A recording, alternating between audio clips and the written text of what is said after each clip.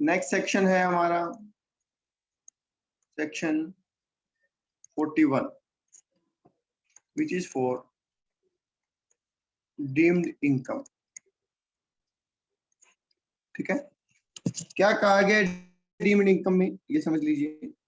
Deemed income में बोला गया कि अगर आपने किसी भी एक्सपेंसेस को पहले अलाउ करवाया था, अगर आपने किसी भी एक्सपेंसेस को पहले अलाउ करवाया था, ओके, और वो एक्सपेंसेस अभी आपको वापस मिल जाता है,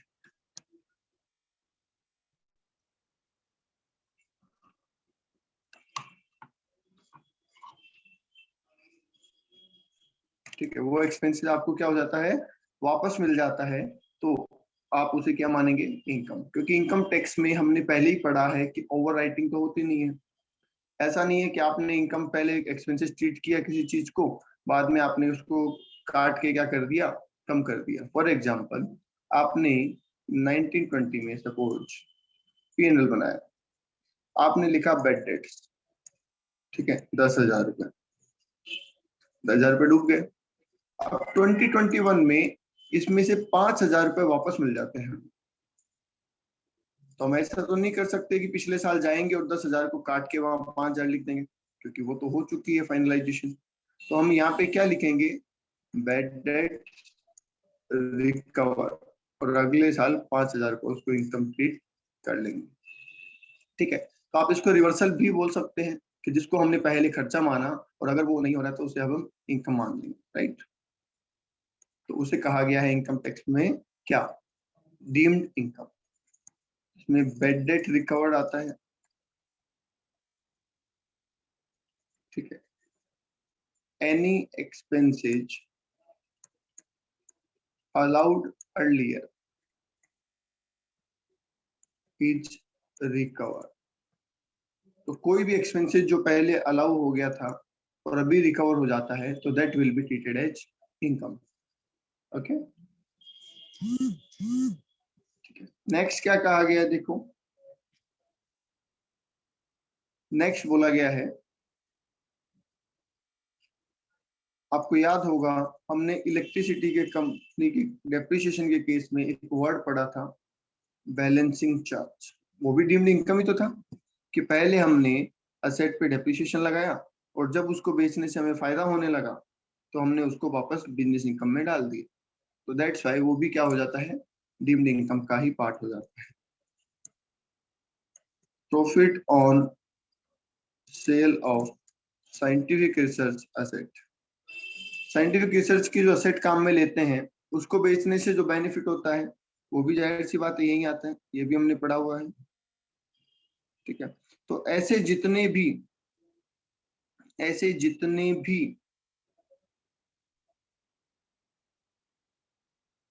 प्रॉफिट हैं जो पहले हमने खर्चे अलाउ किए थे और बाद में उनको हमने क्या किया है,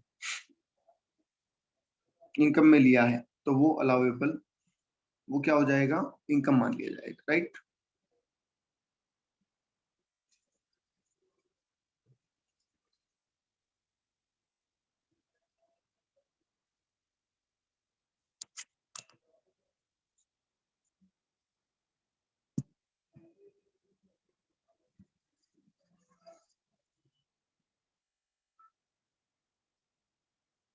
चलिए नेक्स्ट आ जाइए, बोलिए, यहाँ तक किसी का कोई डाउट है तो बोल दो, यहाँ तक किसी के कोई डाउट है तो बोल दो।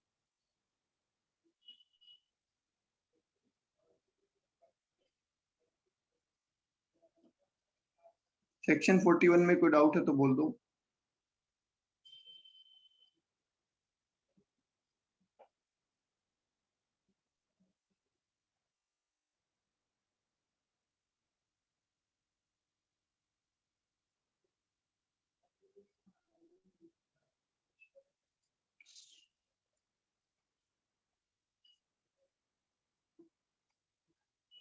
सर के एस आर के प्रॉफिट तो डायरेक्ट सोल्ड में ही होगा, हाँ बिल्कुल डायरेक्ट सोल्ड में ही होगा, बिल्कुल डायरेक्ट सोल्ड में जो प्रॉफिट होगा वो ही जाएगा डिम्ड इनकम में। मतलब आप ये देख लो सीधा सीधा कि कोई भी एक्सपेंसेस था जो पहले अलाउ हुआ था और अब हमें रिकवर हो जाता है, तो वो हमें किस में डाल देना है, डीम्ड इनकम में डाल देना है। ठीक है,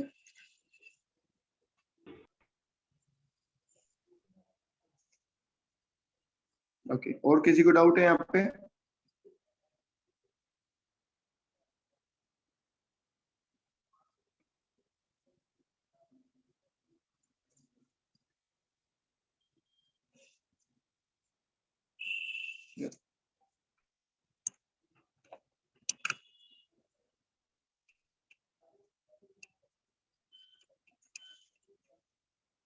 नहीं प्राची, कोई रिपीट नहीं होगा। मैंने आपको पहले भी एडमिट किया था।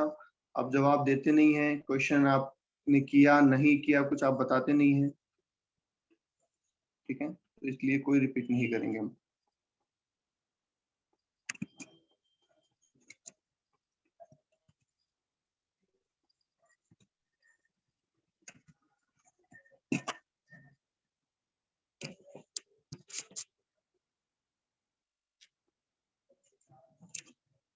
जो भी होमवर्क नहीं करके आएगा मैं उसकी नेक्स्ट क्लास नहीं लूंगा, ये बात आप ध्यान रख लेना। अगर मैंने कोई होमवर्क दिया है, अगर आपको वो अगले दिन नहीं हुआ, तो ये मान के चलना कि आपकी आगे से उस सब्जेक्ट की क्लास बंद है। ठीक है, और कोई रिकॉर्डिंग भी आपको प्रोवाइड नहीं करवाई जाएगी। कम से कम अपने साथ तो धोखा मत करो। आप होमवर्क नहीं करते हैं, आप क्वेश्चंस नहीं करते हैं, ठीक है, कोई क्लासेस रेगुलरली नहीं ले रहा है, क्या होगा? किसको नुकसान है? सोचो, क्या हमें नुकसान है? हमें तो कोई नुकसान नहीं है। तो अपने आप के साथ क्यों खिलवाड़ कर रहे? और मैं ये किसी पर्टिकुलर पर्सन को नहीं कह रहा हूँ, सभी को कह रहा हूँ।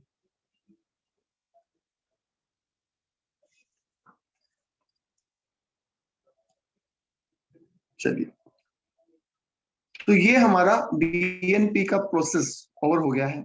ये हमारा बीएनपी का प्रोसेस ओवर हो गया है, पर अभी बीएनपी चैप्टर कंप्लीट नहीं हुआ है।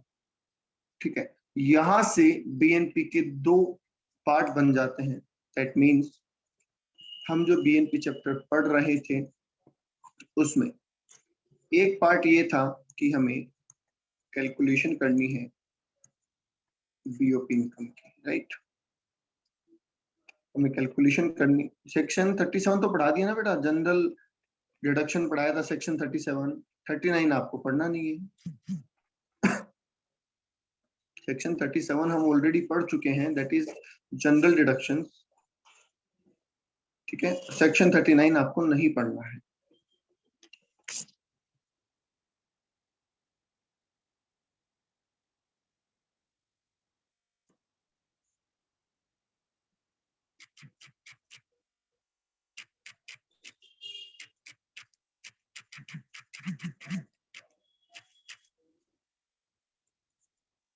सर सेक्शन वाइज लर्न करना है क्या डिडक्शन? करना चाहिए, अगर आप कर सकते हैं तो बिल्कुल करना चाहिए, बिल्कुल करना चाहिए और करना ही चाहिए। आई सजेस्ट कि आप प्रोफेशनल कोर्स कर रहे हैं तो आपको बिल्कुल करना चाहिए, राइट। चलिए, तो कैलकुलेशन ऑफ बीओपी इनकम हमने पढ़ा, जिसके अंदर हमने पहले तो सेक्शन 28 में तो पढ़ा इनकम कौन कौन सी बीएनपी में आती है। 29 में हमने पढ़ा मेथड कौन कौन से हैं, जिसमें हमने दो मेथड पढ़े, एक डायरेक्ट मेथड, एक इनडायरेक्ट मेथड। अब इस मेथड को समझने के लिए हमने 30 to 38 सेक्शन में डिडक्शन ऑफ एक्सपेंसेस पढ़ी। वो एक्सपेंसेस बाकी किसी कंडीशन के साथ भी अलाउ और डिसअलाउ हो सकते हैं, तो वो कंडीशन कौन सी है ये भी हमने पढ़ा। और ये हमने पढ़ा सेक्शन 40 से लेके 43 बी तक। इसका मतलब यहाँ तक हमें ये समझ आ चुका था कि कौन सा एक्सपेंसेस अलाउ है और कौन सा अलाउ नहीं है, राइट। तो यहाँ तक अगर आप पढ़ चुके हैं तो आप बीएनपी का क्वेश्चन सॉल्व कर सकते हैं, राइट। ओके, बताइए, समझ में आ गया? बीएनपी का जो प्रोसेस है, थॉट प्रोसेस, वो समझ में आ गया आपको? ठीक है। अब इसके अंदर हम चलते हैं, एक क्वेश्चन कर लेते हैं फिर। इसमें क्वेश्चन बेसिकली किस तरीके के आते हैं वो देख लेते हैं। कल मैंने आपको एक क्वेश्चन करवाया था बुक प्रॉफिट का, जो बुक प्रॉफिट भी था और बीएनपी का क्वेश्चन भी था, दोनों ही चीजें थी उसमें। ठीक है, तो आज वैसा ही कोई कॉम्प्रिहेंसिव क्वेश्चन करके देख लेते हैं कि आपको ये पता रहे कि बीएनपी के क्वेश्चन करने कैसे हैं।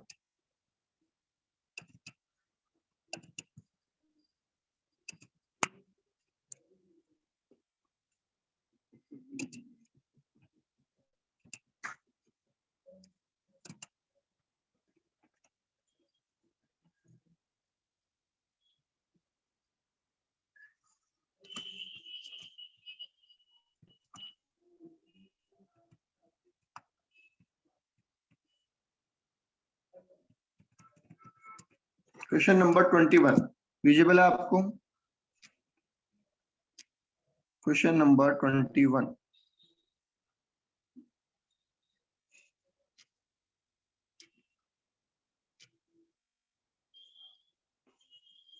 सबको विजिबल है?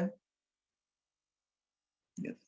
तो चलिए क्वेश्चन नंबर 21 पढ़ते हैं, हमसे क्या बोल रहा है। Question number 21 is saying that from the following particulars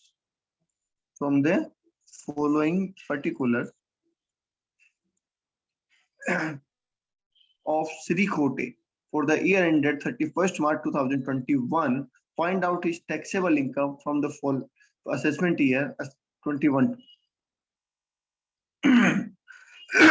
21 के लिए हमें इनकम निकालनी है, राइट। चलिए, क्या दे रखा है हमें? हमें क्या दे रखा है भैया? Profit and loss account. Okay, तो क्या हम बीएनपी की इनकम के लिए इनडायरेक्ट मेथड लगाएंगे? ओके, अब क्वेश्चन करना कैसे होता है ये समझ लीजिए। सबसे पहले आपको ये देखना है कि मुझसे पूछा क्या है। सबसे पहले आपको ये देखना है कि हमसे पूछा क्या है। अगर आपने वो देखे बिना ही क्वेश्चन स्टार्ट कर दिया तो जाहिर सी बात है आप गलत करोगे। ठीक है, क्योंकि जो पूछा होता है उसके हिसाब से क्वेश्चन का फॉर्मेट डिसाइड होता है। ओके, चलिए तो देखते हैं क्या पूछा है। आपको बोला है, देखो यहाँ पे हमेशा क्वेश्चन की फर्स्ट और लास्ट लाइन ध्यान से पढ़ना, उसी में लिखा हुआ रहता है कि करना क्या है। ठीक है, आपको बोला है कि टैक्सेबल इनकम बताओ, तो टैक्सेबल इनकम बताने का मतलब क्या ये हो गया कि मुझे उनकी सारे हेड की इनकम निकालनी पड़ेगी।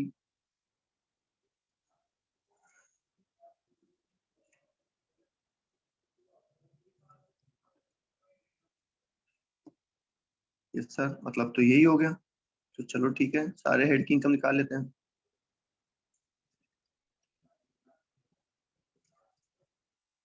और हेडिंग भी आप ऐसे ही लगाएंगे, क्वेश्चन नंबर 21,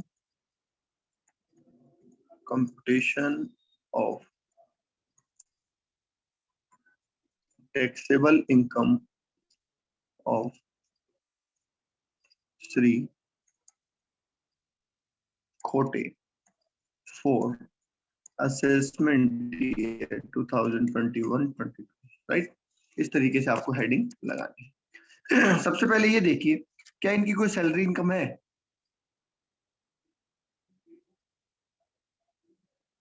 क्या इनकी कोई सैलरी इनकम है क्या?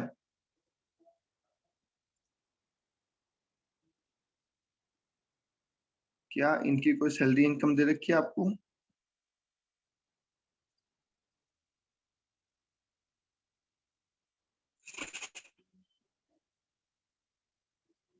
नहीं, कोई सैलरी इनकम नहीं है हमारे पास में, राइट। ओके, क्या कोई रेंट मिल रहा है इनको?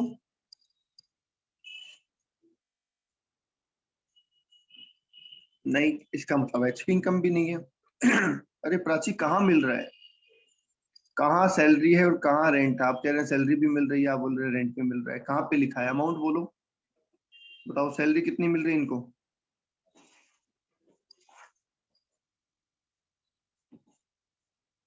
बताइए सैलरी कितनी मिल रही है? बेटा, पी एंड एल अकाउंट में जो डेबिट साइड लिखा है दैट इज आवर एक्सपेंसेस। जो क्रेडिट साइड लिखा है दैट इज आवर इनकम। ठीक है, तो हम इनकम निकाल रहे हैं श्री खोटे की। तो श्री खोटे की इनकम कौन सी होगी? जो उसके क्रेडिट साइड में लिखी है। ऐसे तो आप कहोगे फिर परचेज भी उसकी इनकम है, फिर लीगल एक्सपेंसेस भी उसकी इनकम है, तो ये इधर साइड जो इनकम थोड़ी लिखते हैं हम, वो है जो हमने दिया है, राइट। हमें इनकम निकालनी है। चलिए, तो अब हम निकाल लेते हैं फिर बीएनपी इनकम। जब ऐसी कुछ इनकम है ही नहीं तो बीएनपी इनकम निकाल लो। ठीक है, अब बीएनपी इनकम निकालने के लिए हमें सबसे पहले क्या लिखना पड़ेगा? क्या नेट प्रॉफिट लिखूं? यस, नेट प्रॉफिट कितना दे रखा है? 2,58,000।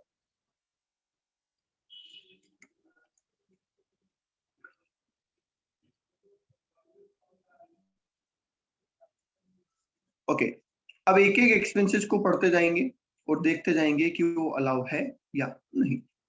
सबसे पहले लिखा है ओपनिंग स्टॉक, अलाउ होता है। दूसरा लिखा है परचेज, बोलो अलाउ है या नहीं है?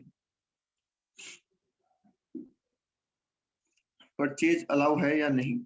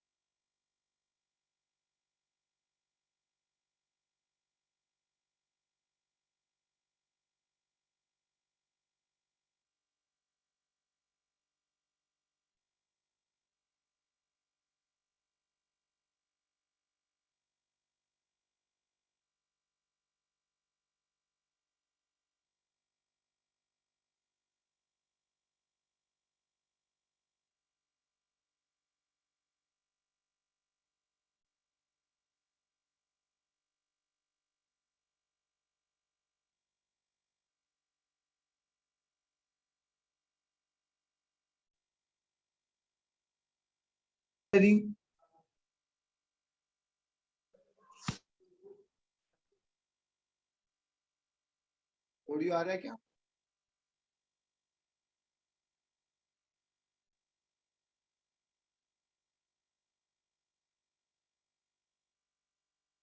Okay. तो जो एक्सपेंसेस अलाउ है क्या हमें उनका कोई ट्रीटमेंट करना है? पहले तो ये बताओ, जो एक्सपेंसेस अलाउ है क्या हमें उसका कोई ट्रीटमेंट करना है? नहीं, क्योंकि वो ऑलरेडी लेस हो रखा है, लेस ही हमें करना था। ठीक है, ओपनिंग स्टॉक अलाउ है। ठीक है, परचेज अलाउ है, सैलरी अलाउ है, लीगल एक्सपेंसेस ये बताओ अलाउ है या नहीं? जो मुझे नहीं आएगा वो मैं आपसे पूछूंगा। ठीक है, बोलो लीगल एक्सपेंसेस मुझे तो नहीं पता अलाउ है या डिसअलाउ। अरे भाई अलाउ डिसअलाउ लिखो, यस नो थोड़ी। अलाउ है, अलाउ है। ठीक है, बैड डेट्स, बोलिए बैड डेट्स अलाउ है या डिसअलाउ है?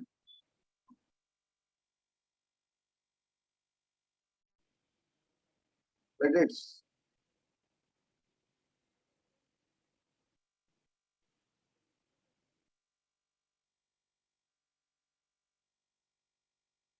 बोलो भाई बैड डेट्स अलाउ है, रेंट अलाउ है, इंटरेस्ट ऑन लोन अलाउ है, डेप्रिसिएशन, डेप्रिसिएशन बोलो अलाउ है या नहीं? डेप्रिसिएशन अलाउ है या नहीं है?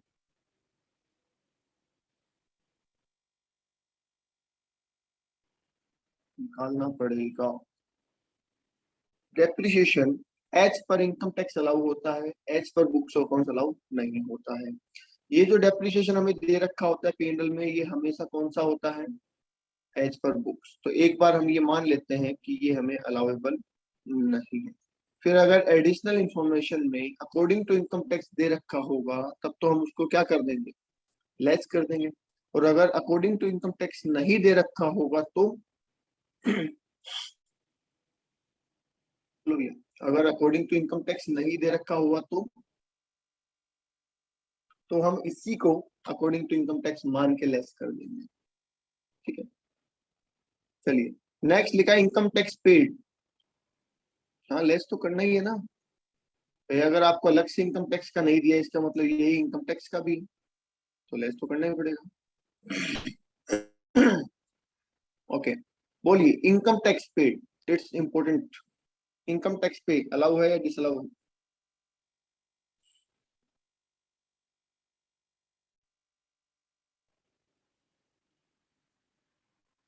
बिल्कुल इनकम टैक्स अलाउड नहीं है, डायरेक्ट टैक्स कोई भी अलाउ नहीं होता है, दैट्स वाई हम इसको ऐड करेंगे। आगे लिखा है आउटस्टैंडिंग कस्टम ड्यूटी, बोलो अलाउ है या नहीं है? आउटस्टैंडिंग कस्टम ड्यूटी अलाउ और नॉट?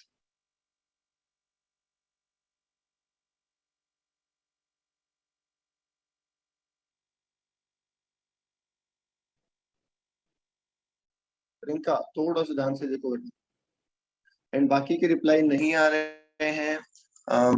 अभिनव, अंजलि, प्राची, जाह्नवी, रिद्धि सिद्धि का कोई रिप्लाई नहीं आ रहा है। बाद में बड़ा परेशान होगे बेटा इस क्वेश्चन में। ठीक है, मुझे समझ ही नहीं आता आप रिप्लाई क्यों नहीं करते हैं, what's the reason?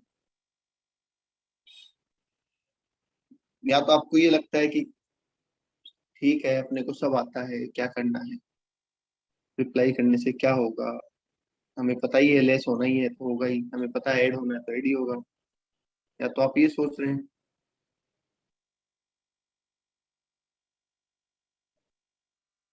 Income tax का ट्रीटमेंट, इनकम टैक्स जितने भी डायरेक्ट टैक्स हैं, इनकम टैक्स हो चाहे वेल्थ टैक्स हो, सब डिसअलाउड है, क्योंकि वो कमाने के बाद का एक्सपेंसेस होता है, कमाने के लिए एक्सपेंसेस नहीं होता है, दैट्स वाई हम उसे अलाउ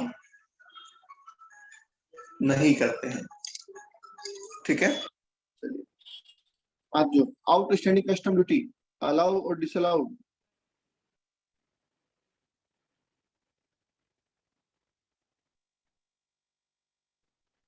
इट्स डिसअलाउड।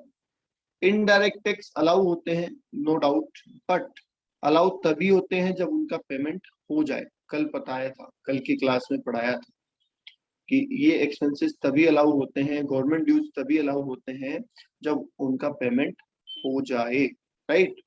तो प्रियंका इसमें ऑलरेडी लिखा हुआ है आउटस्टैंडिंग,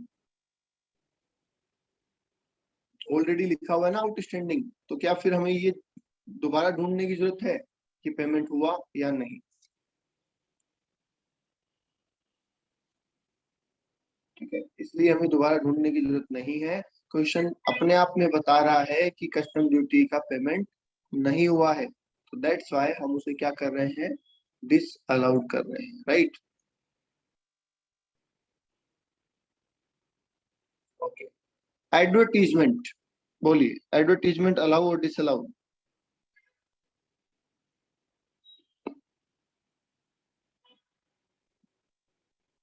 अलाउ, ठीक है। लीगल एक्सपेंसेस दोबारा आ गए, लीगल एक्सपेंसेस दोबारा आ गए, अलाउ है, ठीक है। Contribution towards URPF, unrecognised provident fund में पैसा लगाया, अलाउ और डिसअलाउ?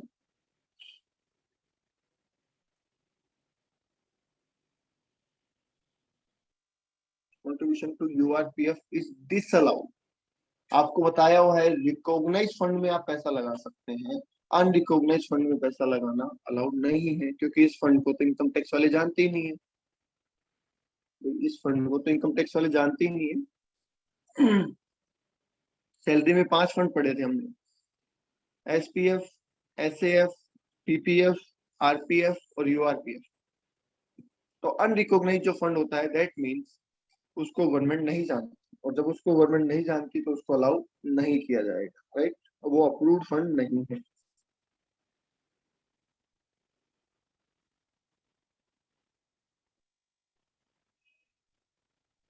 ठीक है, एक चीज और समझो, हमने एक्सपेंसेस अलाउ और डिसअलाउड के ऊपर बहुत सारे सेक्शन पढ़े हैं, बताइए पढ़े हैं क्या? हमने अलाउ और डिसअलाउड के ऊपर बहुत सारे सेक्शंस पढ़े हैं। Yes sir. और क्या हमने उनमें सारे एक्सपेंसेस कवर कर लिए होंगे? क्या आपको लगता है कि हमने सारे एक्सपेंसेस कवर कर लिए होंगे? नहीं, क्योंकि पॉसिबल ही नहीं है। पर हमें कंसेप्ट कवर हो गया है, तो हमें उस कंसेप्ट के हिसाब से डिसाइड करना है कुछ चीजें कि वो अलाउ है या नहीं। Right, okay. Next, general expenses, बोलो अलाउ और डिसअलाउ। जनरल एक्सपेंसेस अलाउ और डिसअलाउ? अलाउ है। ट्रेवलिंग एक्सपेंसेस अलाउ और डिसअलाउ? अलाउ है। नेट प्रॉफिट आ गया। क्या एक्सपेंसेस साइड में ऐसा कोई आइटम बचा है हमने जिसका ट्रीटमेंट ना देखा? अब इनकम साइड पे आ जाओ। क्या सेल बिजनेस की इनकम है? Yes. Profit on sale of licence business की इनकम है क्या? Profit on sale of import licence business की इनकम है क्या? Profit on sale of import licence business की इनकम है क्या?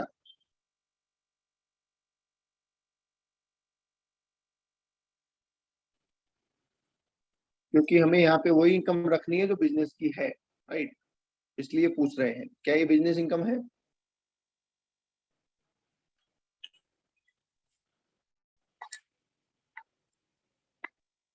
बोलो भाई, फटाफट अप्लाई कर दो। यस, बिल्कुल ये बिजनेस इनकम है, स्पेशली लिखाया हुआ है। जब मैंने सेक्शन 28 पढ़ाया था तो स्पेशली लिखवाया हुआ है। ठीक है। Gift receive. अब गिफ्ट रिसीव देखो, पता नहीं है किससे गिफ्ट मिला है। अगर आपको गिफ्ट क्लाइंट से मिला है तो क्या ये बिजनेस इनकम है? अगर आपको ये गिफ्ट क्लाइंट से मिला है तो बिजनेस इनकम है। यस। अगर किसी रिलेटिव से मिला है तो बिजनेस इनकम नहीं होगी। ठीक है। तो ये अभी हमें पता नहीं है। ठीक है। और जब तक कुछ पता नहीं हो हम उसका फिलहाल ट्रीटमेंट कर नहीं सकते। तो नीचे देखेंगे इसके बारे में क्या जानकारी है। राइट। अच्छा, मान लो कि नीचे कुछ नहीं लिखा हुआ हुआ, तो आप क्या मानोगे किससे मिला होगा गिफ्ट? अगर एडिशनल इंफॉर्मेशन में भी कुछ नहीं लिखा तो क्या मानोगे? क्लाइंट से मानेंगे, क्योंकि पीएनएल में लिखने का मतलब ही यही है कि बिजनेस इनकम रही होगी। राइट। नेक्स्ट लिखा है closing stock. Closing stock business item है। यस। तो इनकम में ऐसी कोई इनकम नहीं है जो बिजनेस की ना हो।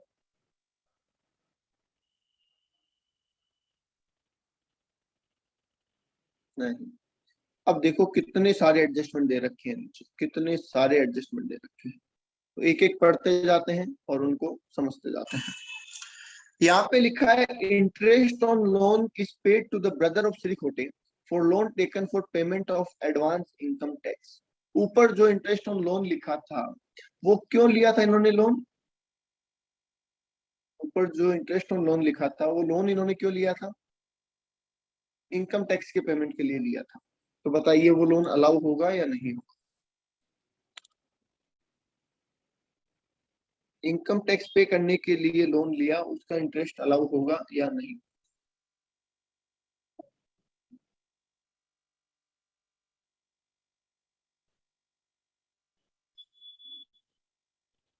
अगर आप थोड़ा प्रेशर डालेंगे माइंड पे या सोचेंगे तो आपको आंसर मिल जाएगा। ठीक है।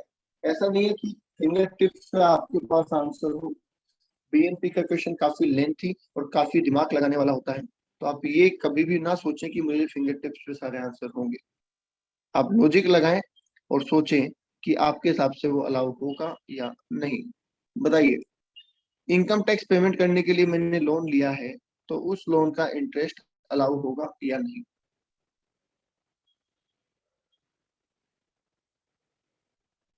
अच्छा, इनकम टैक्स अलाउ है क्या?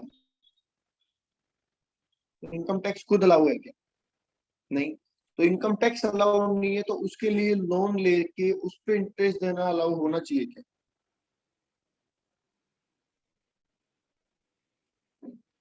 राइट, लॉजिकल है कि नहीं अलाउ होगा। Interest on loan. अब अमाउंट आपको ऊपर से देखनी है। आपके पास है क्या क्वेश्चन? क्वेश्चन है आपके पास? बता दीजिए इंटरेस्ट ऑन लोन का अमाउंट कितना है?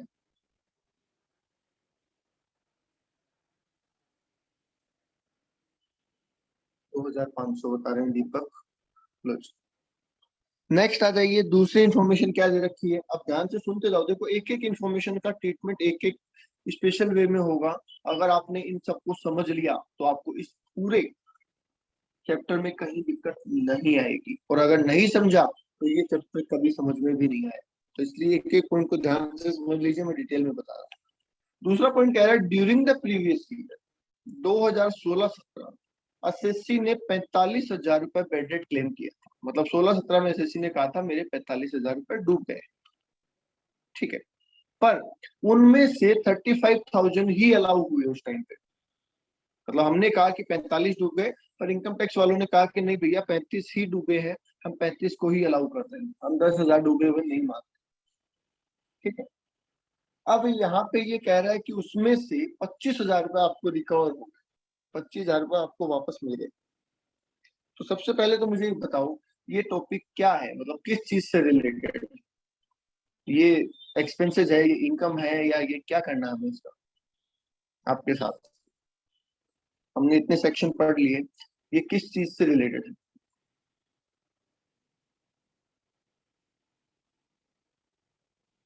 Okay, very good Raghav.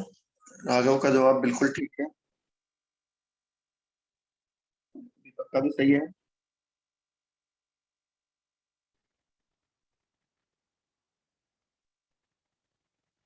बोलिए किस चीज से रिलेटेड टॉपिक है ये, क्योंकि क्वेश्चन में आपको देख के समझना जरूरी है कि ये क्या पूछ रहा है। तो इस पर दिमाग लगाइए, अदरवाइज मैं तो बताऊंगा ही।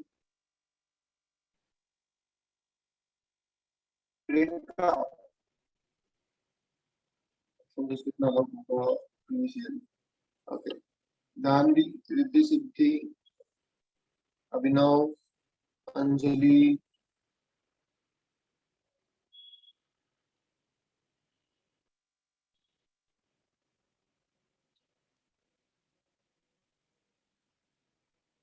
प्राची,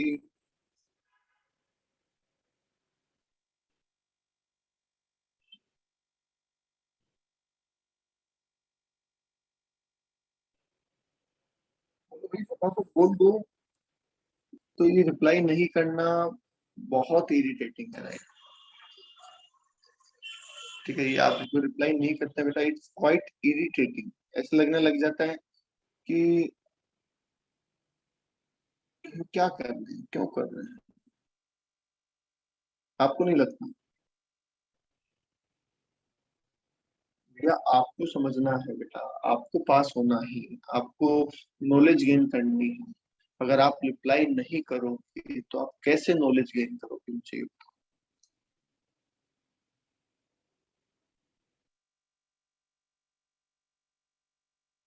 एक चीज बताओ मुझे, आपने कोई सेमिनार अटेंड किया है कभी? सेमिनार, कॉन्फ्रेंस, ऐसा कुछ अटेंड किया है? तो जब आप वहां पे जाते हैं तो वो आपसे कोई भी चीज समझाने के बाद पूछते हैं कि भैया अगर इस रिलेटेड आप कुछ और जानना चाहते हैं या कुछ और पूछना चाहते हैं तो पूछ सकते हैं। कुछ लोग पूछते हैं, ठीक है, कुछ डाउट पूछते हैं, कुछ और चीजें पूछते हैं, ठीक है।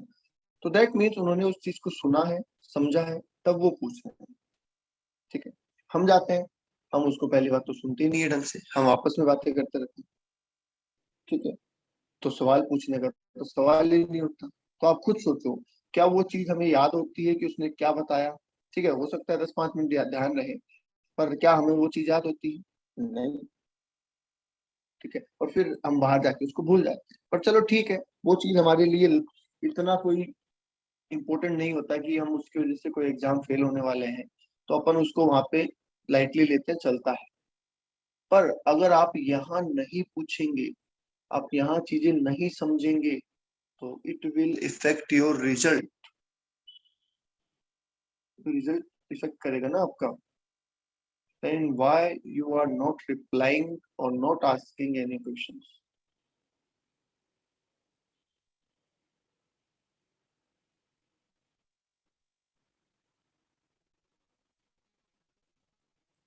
बार बार कहने से बेटा ऐसा लगता है कि सर गुस्सा कर रहे हैं, सर बार बार बोल रहे हैं, सर टोकते हैं, सर तो रूड है। but it's for your benefit.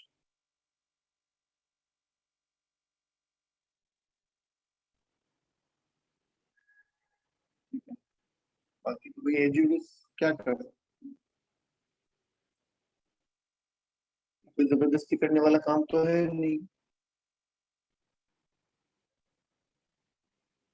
और ये स्पेशली मैं कह रहा हूँ अभिनव, रिद्धि सिद्धि, मनीष, जाह्नवी, प्राची, जो आज बिल्कुल रिप्लाई नहीं कर रहे।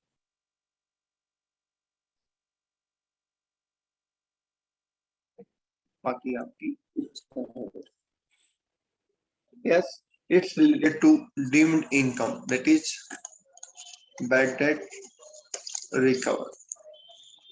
अब क्योंकि ये इनकम बिजनेस इनकम में आनी चाहिए थी, क्योंकि ये इनकम बिजनेस इनकम में आनी चाहिए थी, पर पेंडल में तो ऐसा नहीं लिखा हुआ है, तो इसलिए हमें इसको ऐड करना पड़ेगा एज एन इनकम, राइट। अब सवाल है कि अमाउंट कितना ऐड होगा। 45 हमारा डूबा था 2016-17, तब इनकम टैक्स वालों ने कहा भैया 35,000 ही डूबा है, 10,000 को हम डूबा हुआ नहीं मान। आज हमें मिला है उस 45,000 में से 25,000, तो सवाल ये आता है कि हम इसमें से इनकम कितनी माने, कितनी इनकम माने। बता सकता है कोई कि दिन इनकम कितनी होगी? ये भी बहुत इंटरेस्टिंग टॉपिक है, अगर आप प्रॉपर रिप्लाई करेंगे। It's very interesting topic. जितने रिसीव हुए हैं बता रहे हैं, एक आंसर आया जितने रिसीव हुए हैं। और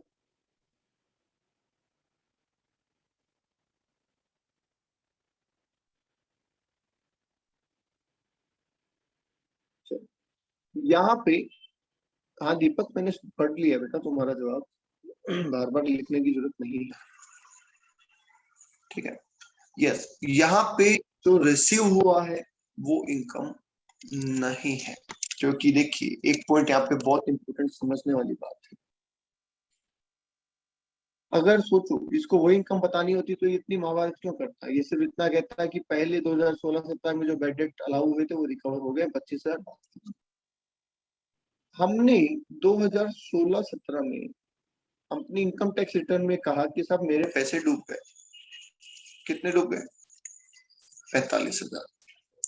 इनकम टैक्स वालों ने कहा नहीं भैया 45 नहीं डूबे हैं आपके, 35,000 ही डूबे हैं, मतलब हम आपका खर्चा 45 नहीं मान रहे हैं, हम आपका खर्चा 35 ही मान रहे हैं, क्योंकि हमें लगता है कि जो 10,000 आप बोल रहे हो वो डूबे नहीं है, ठीक है। तो उन्होंने बेसिकली उस दिन क्या किया, 35,000 तो अलाउ कर दिए और 10,000 डिसअलाउ कर दिए, राइट। हमने कहा हमने कहा ठीक है भाई, क्या कर सकते हैं, कोई सोल्यूशन नहीं। हमने फिर हमें इसमें से 25,000 रुपए रिकवर हुए, 25,000 रुपए वापस मिले, समझ गए।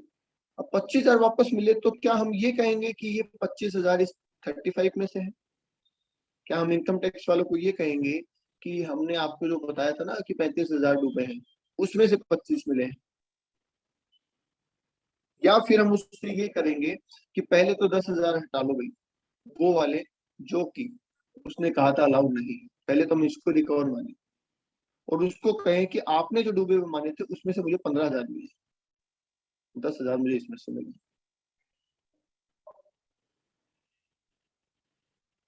बोलिए क्या समझ में आता है? क्या पूरे 25,000 35 में से मिले हुए बताएं, और या फिर हम ये कहें कि 10 तो आपने डूबे हुए माने ही नहीं थे, और मेरे हिसाब से तो डूबे थे वो मुझे मिले हैं, और 15,000 उसमें से मिले हैं जो आपके हिसाब से भी डूबे हुए थे।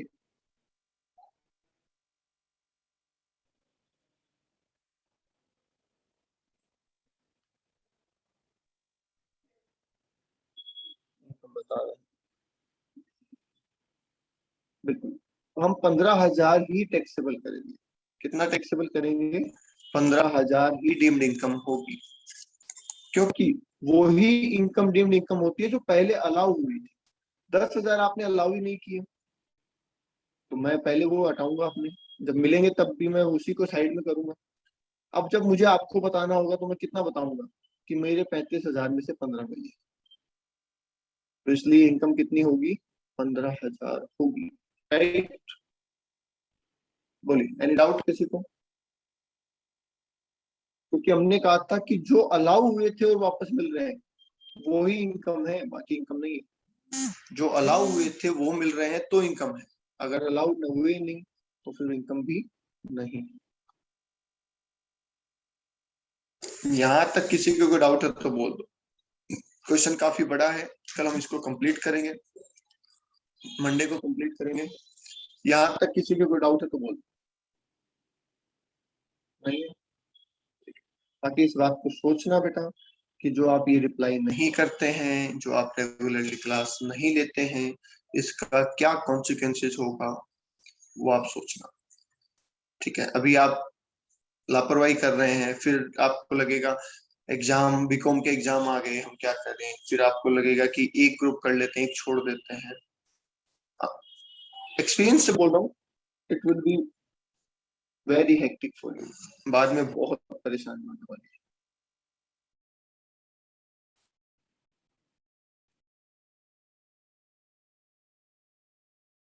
बाकी तो बेटा आप समझदार हैं।